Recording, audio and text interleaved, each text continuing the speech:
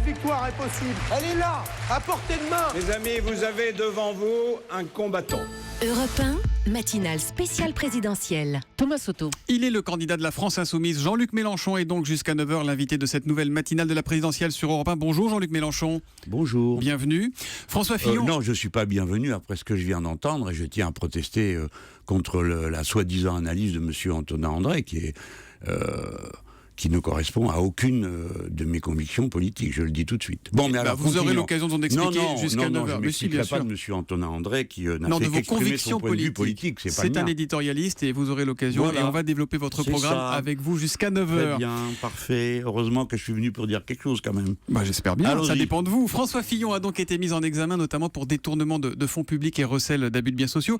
A-t-il raison, selon vous, de dire en somme que ce n'est plus le temps de la justice et de s'en remettre au suffrage universel? En clair, ce sont les Français qui jugeront. Alors ça, c'est pas juste. Alors, on doit, vous comprendre, on est tous dans l'embarras parce que on essaye tous de s'en tenir aux règles de justice, qui est qu'il y a une présomption d'innocence, etc., etc. Bon, tout ça, ça compte. Mais là où ça peut pas aller, c'est ce qu'il dit. Non, ce n'est pas vrai. Il n'y a pas un temps pour la justice et un temps pour le reste. Le temps de la justice, c'est le temps permanent. Et le peuple français n'est pas en état de donner son avis à propos des affaires pour lesquelles il fait l'objet d'une mise en examen. Le peuple français est en état de dire qui il veut choisir comme président de la République, mais ce n'est pas un tribunal populaire, le peuple français. C'est pour ça qu'il y a une justice. Donc je pense que sa formule n'est pas bonne du tout. Chacun d'entre nous répond de ses actes devant sa propre conscience et ensuite devant la justice. Voilà, point. Donc vous ne faites pas partie de ceux qui pensent que la justice en ce moment sort de son rôle et pollue cette campagne? Bon, j'ai pas l'impression, parce que les faits sont connus en ce moment, donc la justice intervient.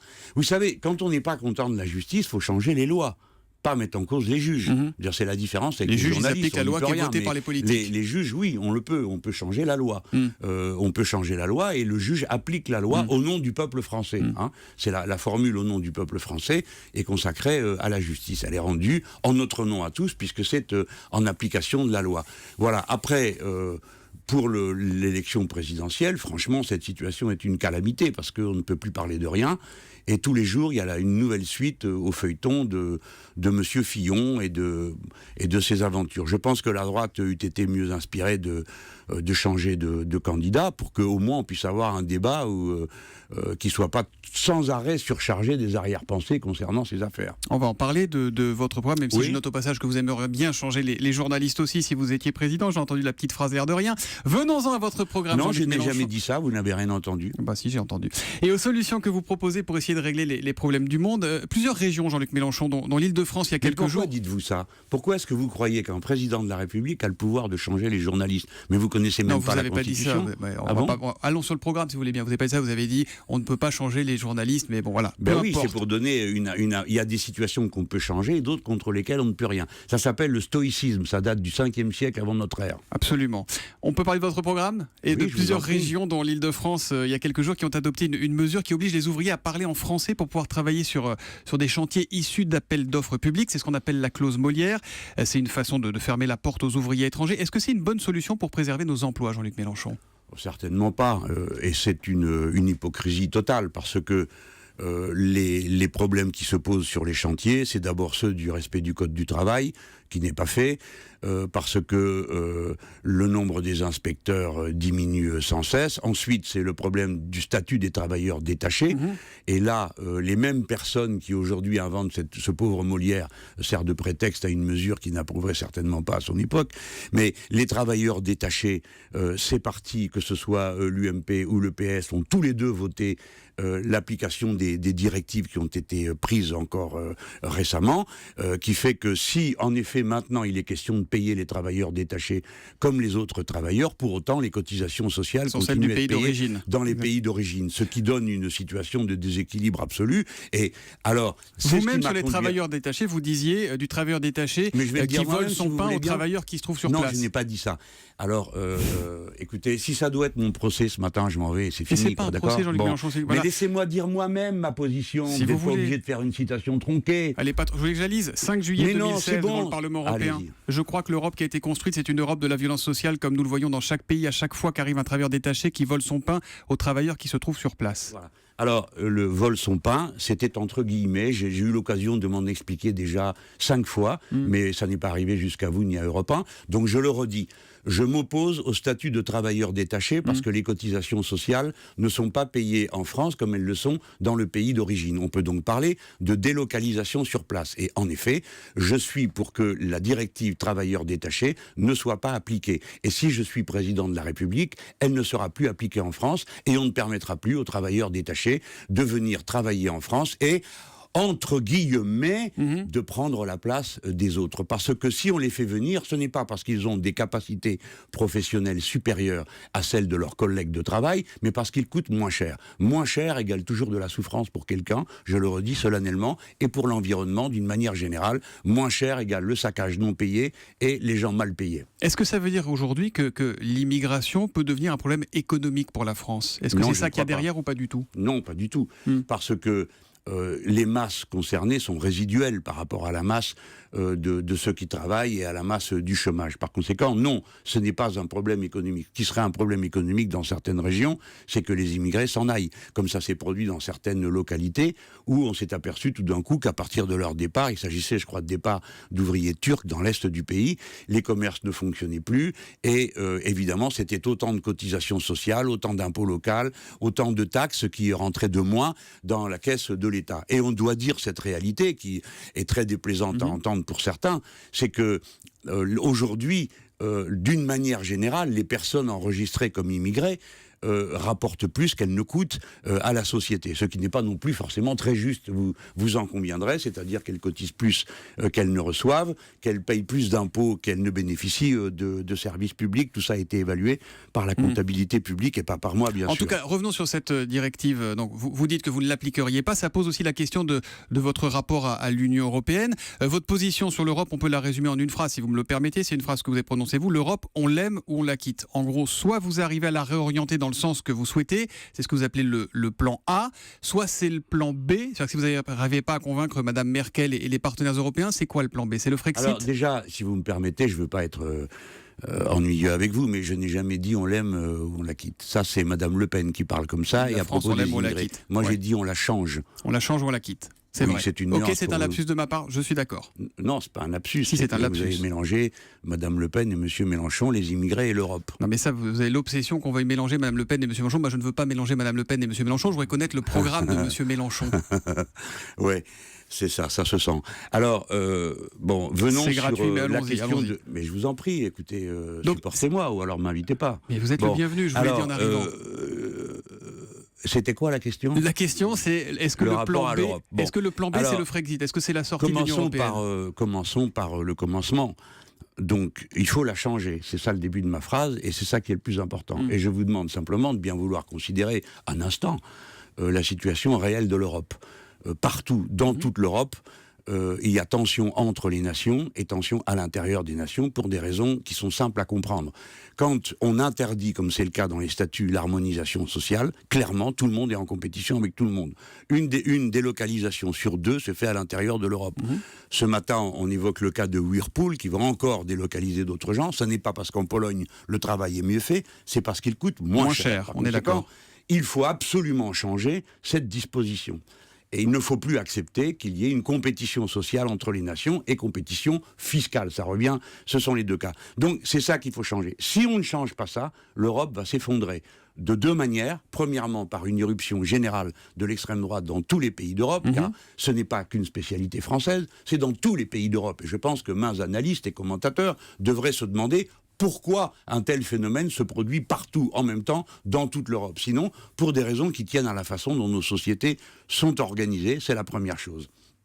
La deuxième, c'est que si ça ne se fait pas, il faut bien le comprendre, des gens sont venus avec la bonne volonté de dire on discute pour essayer de changer. Ça a été le cas de M. Tsipras. M. Tsipras ne pesant que 2% de l'économie européenne, il a été traité à coup de trick par le docteur Schäuble, qui est le ministre des Finances du gouvernement de droite allemand, et par Mme Merkel.